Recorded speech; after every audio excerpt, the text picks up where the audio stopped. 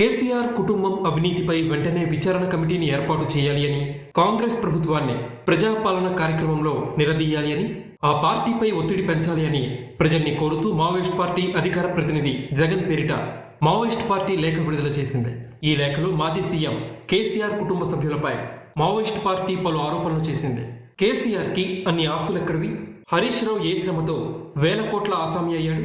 కేటీఆర్, కవిత, సంతోష్ రావుల ఆర్థిక స్థితిగతులపై వాస్తవాలేంటి?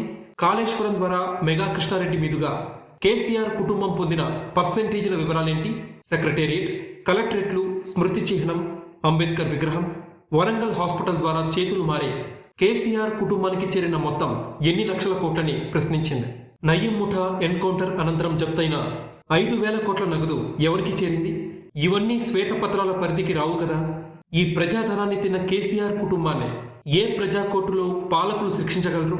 KTR Janwada farm house, KCR Erravelli farm house, Kavitha 3 కోట్ల రూపాయల చేతి గడియారం, సంతోష్ రావు గ్రీన్ స్క్రీన్ బండారం బయటికి రావాలని పేర్కొంది. శ్వేతపత్రాలు బయటపెట్టిన పాలకులు కేసీఆర్ అక్రమాస్తుల శ్వేతపత్రం విడుదల చేసే ధైర్యం చేయగలరా? ప్రజాస్తుల్ని కొల్లగొట్టిన కేసీఆర్ కుటుంబాన్ని ప్రజల ముందు దోషులుగా నిలబెట్టి శిక్షించండి. ఈ విషయంపై తెలంగాణ ప్రజలు కాంగ్రెస్ ప్రభుత్వాన్ని డిమాండ్ చేయాలి అని మావోయిస్ట్ పార్టీ పేర్కొంది.